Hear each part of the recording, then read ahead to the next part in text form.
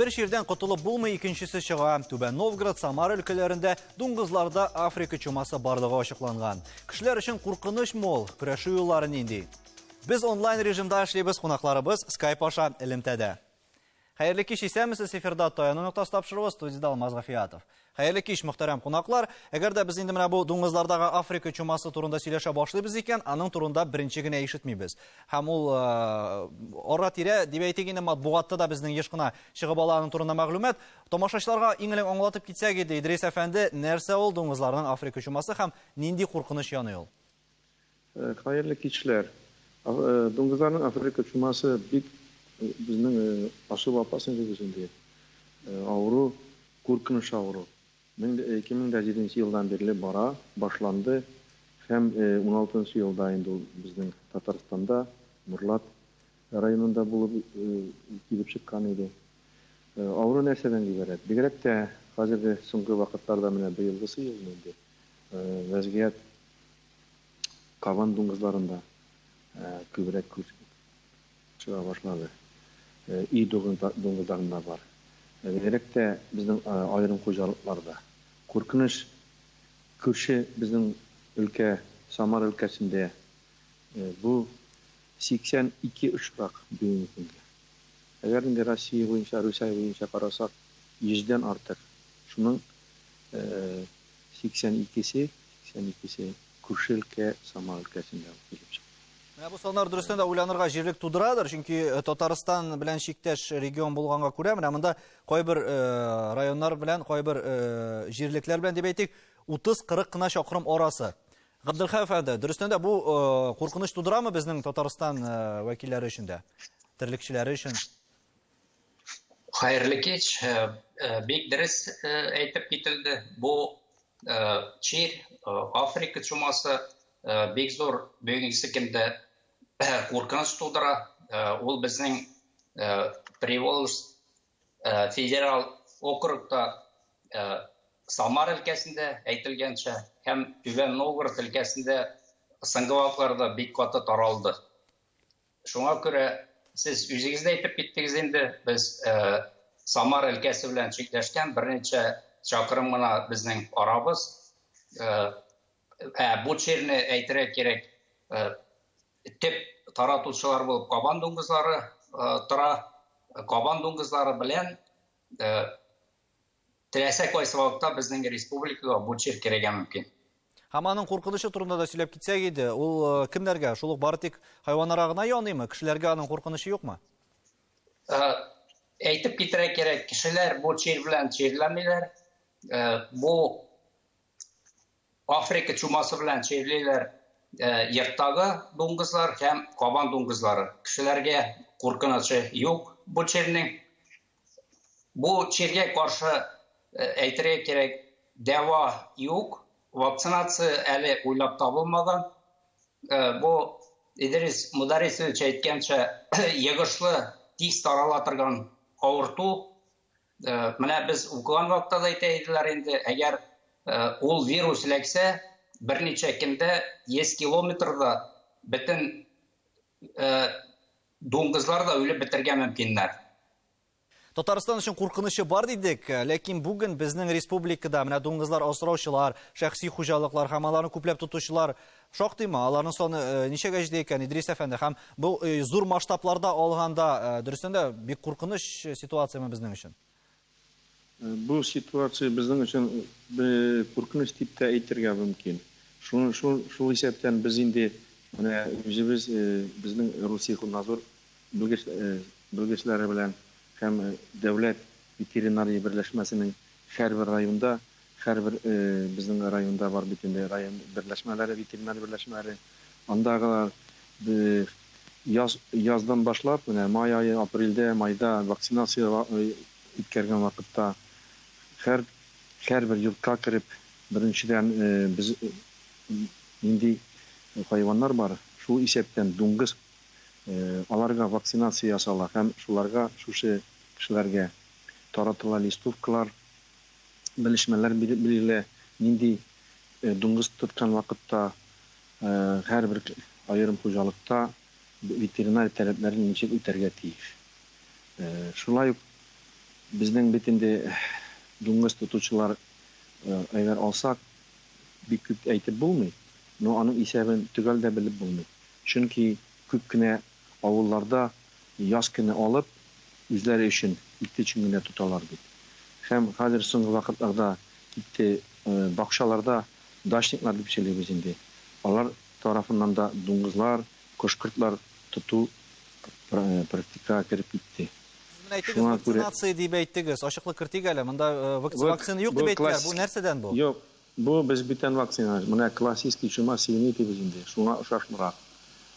Afrika çumasına karşı vaksinası yok. Ama Abdülkak Osmanlısı aytib bittindi. Klassik çuma sivini başka Rojava deyip indi. Duңгызларның Rojava деген auru var. Hem başka şuşunday особо опасный uruş etkende indi. Bulmagan avrulara karşı yasala. Bizning isep bitinde her bir yurtta eğer sıyır cinesi tutamı, kuşkurt var mı? Benim eğitip gitese kile bizden bir tağın bir büyük ağır, zor особо опасный avrulardan kuş gripi var. Deyseniz bu iki Cuma'da grip de gripinde 17. yılda bit bizden layış kuşçuluk fabrikasına yanadı. Şunun arkasında yardım milyon baş kuşlarını da bizge bitirge туры Әлі құшылар бигерек те айрыша киң таралыш тапқан. Чөнки бит әле монда әгәр дә без алсак терлекләрне, йорт хайваннарын, малларны монда безнең республика әле ул башка, мәсәлән, төбәкләр белән аермалы буларак, әле дуңгызларны алай бик еш тотмыйдыр. Һәм безнең бер видеоязма да бар, аның турында әйдәгез әле бергәләп карап үтик. Республикада дуңгызларның баштан кимүенең сәбәпләре берничәдер минемчә. Хатırlasanız 1990 yıllarda hatta olksız şahsi хуҗалыкларда да дуңгыз асырап үзләренә табыш алдылар дип әйтгәндә табыш алу дигән сүз дөрес тә түгел инде минем сөйләшкәнем булды. Менә алар әйтәләр инде дуңгыз асраганнан акча керә, әмма ләкин ничек керсә шулай чыгып та китә бәрәкәте юк аның дип. Шунлыктан инде дингә тарту да башланды бит 90 еллардан соң. Шуның белән бәйләп аңлатыла бу дуңгызчылыкның баш саны кимүе.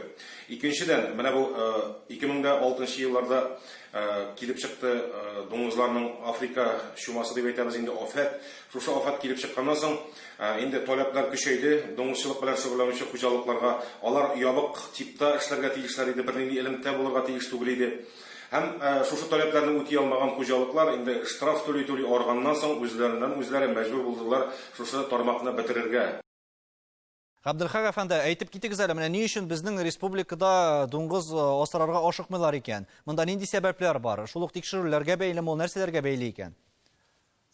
Безнең республикада терлекчелек алга киткән бит инде. Соңгы елларда бик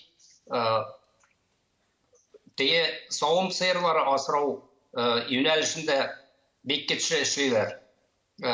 Бу продукциядан һәркемне faydalı була бит инде. Рәсәй күләмендә безнең республика сет буенча беренче урында тора. Моның сәбәпләре күп. Менә бер сәбәпләрнең берсе шул дип уйлыйм мин. Аннан соң дуңгыз асрарга аларга бу тармакка республика күләменнән ярдәм күрсәтелә. Бу безнең коронавирус пандемиясына кадәр булган президентыбыз тарафыннан финанслана торган программалар сакланып калды. Акчалар Минсельхоз аша бирелә. Дуңгызчылык тармагында эшләргә, дуңгыз асрарга бөтен мөмкинчелекләр дә тудырылган. Бу тагын бер сәбәпләрнең берсе дуңгыз асрамауның ул инде безнең республикада ишетеп беләсез Камский бекон оешмасы бар. Анда бүгенгесе көндә 262 баш дуңгыз саны бар. Башка күрше регионнарда да мондый промышленный күләмдә дип әйтәбез инде. Дуңгыз асраучы шундый зур санлы оешмалар, хуҗалыклар бар. Шуңа күрә дуңгыз итенең бәясе соңгы елларда әзрәк төшеп китте.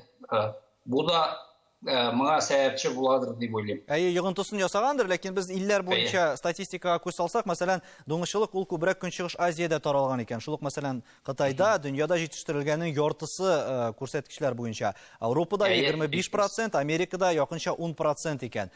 Менә аларда мондый проблема бармы икән? Шул ук ширләр белән, Африка чумасы белән. Идрис әфәнде, ничек уйлыйсыз?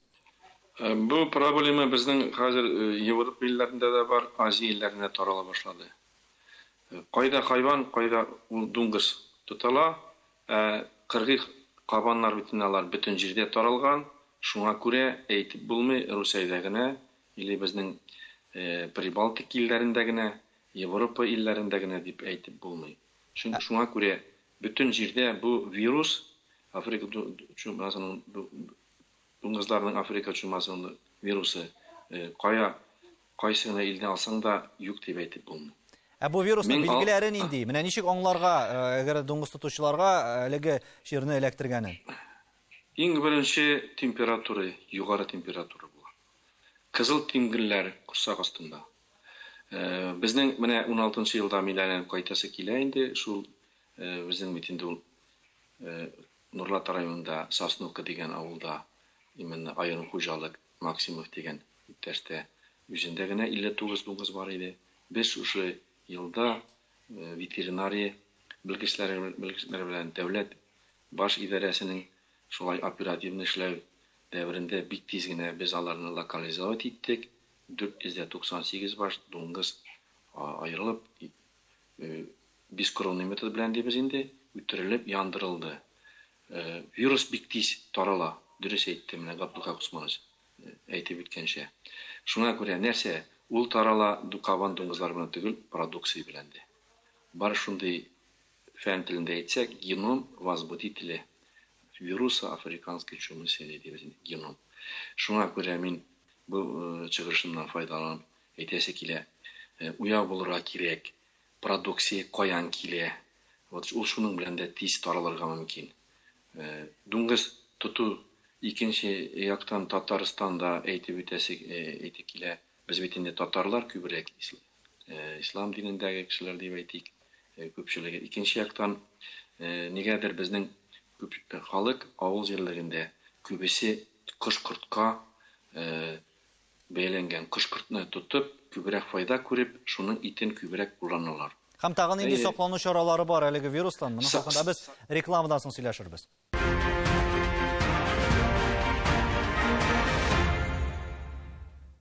Татарстан Яңа гасыр телеканалында таянны ноктасы тапшыру. Без бүген дуңгызларның Африка чумасы турында сөйләшәбез.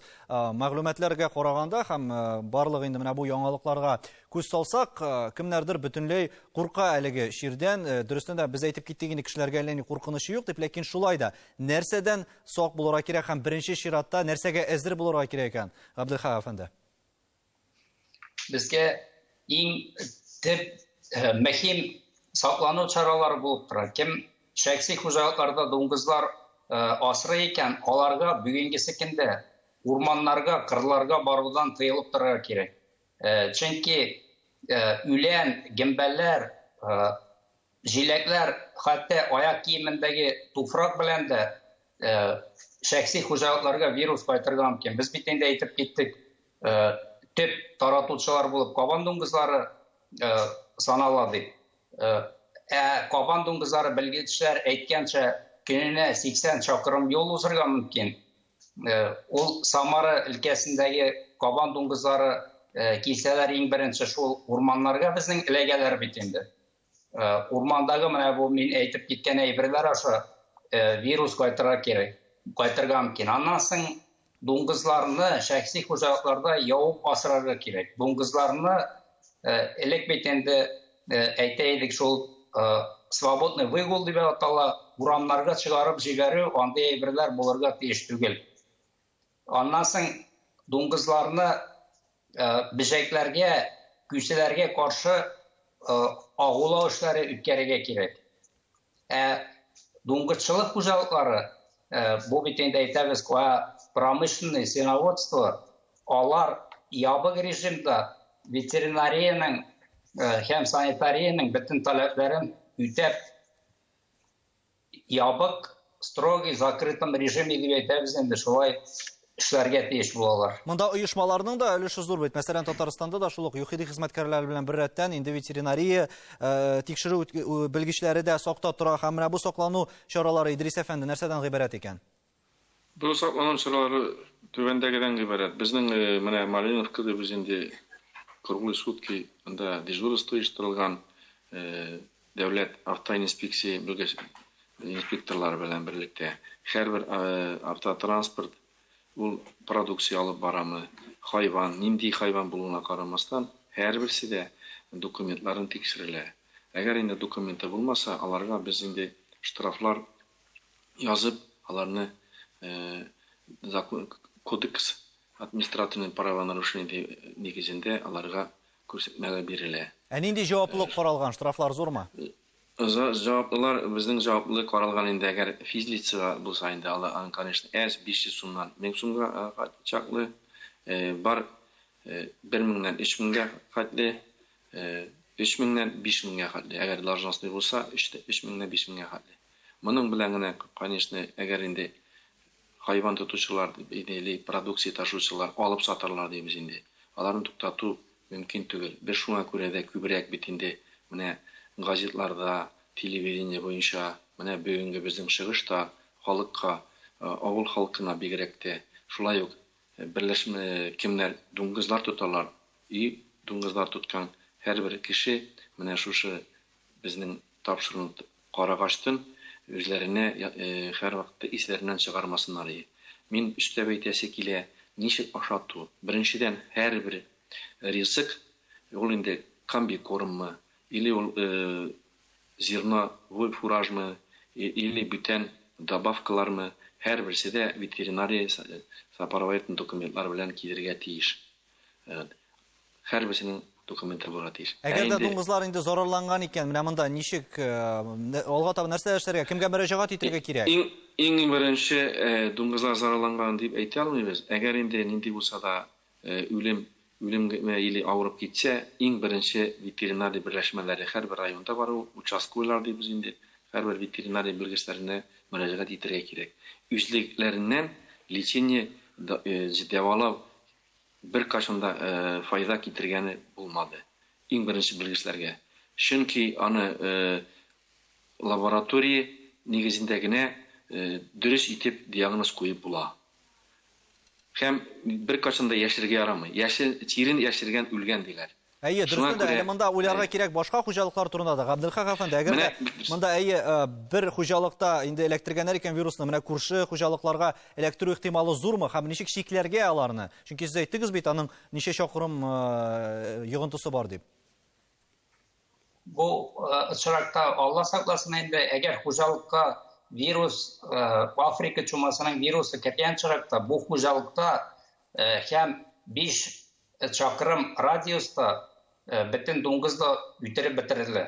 Аннан соң 100 километр чакрым зона ансы инде зона наблюдения була. Аннан соң тагын истәп әйтмәкче булам, дуңгызларны гына түгел, бөтен малларны да республикага баш ветеринария идарәсенең рөхсәтеннән башка кертергә ярамый. Белгәнегезчә, соңгы елларда без бит инде Меркурий системасында эшлибез. Меркурий системасында ветеринар белешмәләр языла. Без атна сайын бу системаны кулланып, анализлап карап торабыз, каян нинди маллар кергәнен. Идрис Мөдәрисович әйтеп китте бит инде, безнең шул вакытта бик күп алып сатарларыбыз бар. Ул менә Самар өлкәсе Ульянны әйттек бит инде, ул безнең карантинный регионнар, карантин салганнан соң ул регионнардан дуңгызчылык продукциясында дуңгызларны да башка регионнарга чыгарырга ярамый. Алар үзләренең расходларын дип әйтәбез инде, ябыр өчен төрле юллар белән бәясен төшереп сатырга тырышалар. Безнең алып сатарларның шул алар бит инде бәядәге айырма хисабына яшиләр. Шуңа күрә юн бәягә кызыгып безнең республикага андый зоналардан маллар кертмәсеннәр иде. Башка терлекләргә күчергә мөмкинме? Бу андый куркыныч юкмы? Юк, бу дуңгызларның Африка чумасы бүтән хайваннарга янамый. Моның белән без әйтеп үткәнчә инде и дуңгызлары һәм кыргый дуңгызлар, кабан дуңгызларына гына яный. Шуңа карамастан бу авыруны бик зур чыгымнар чыгара торган, экономически теге зур ушырып китерә торган чир дип чиргә саныйбыз. Әле әгәр дә инде без монда шул ук киләчәкне фаразласак, без әйттек монда вирустан әлегә вакцинация юк дип. Ләкин тулысынча берәр качан котылып булыр микән моннан? Габделхак әфәнде, ничек уйлыйсыз? Ульян өлкәсе, Самара өлкәсендәге проблема буенча безнең бу чик белән Самара өлкәсе белән Ульян белән чикләнгән Нурлат районы, Лениногорский районы, Чермешән и Элешчә Бәгелмә районы чикләшкән. Монда безнең дуңгызлар санына килсәк, шәхси хуҗалыкларда 7 меңләп дуңгыз бар. Бу хуҗалыкларда дип әйтәбез инде. Анда 25 мең чамасы дуңгыз бар. Лениногорский районының Ялтау хуҗалыгында бүгенге искәндә 15 мең баш дуңгыз, Әлки районының Салман хуҗалыгында 9 мең баш дуңгыз бар. Бу бөтен эшләнә торган эшләр вирусны, Африка чумасын кертмәү буенча ул бөтен республика буенча әлбәттә эш алып барыла, бигрәк тә менә бу Самара, Ульян өлкәләре белән чикләшкән районнарда. Монда хәзер без инде охотниклар белән берлектә кабан дуңгызларын куркыту буенча атпугуение дип әйтәбез инде, мылтыктан атулар, кабаннар безнең республикага таба килмәсеннәр. Ул эшләр алып барыла. Республикада безнең министрның, безнең Марат Азач бит инде безнең бу африканский чуманы кертмәү буенча штаб республикада эшли. Ул штаб үткәрелде.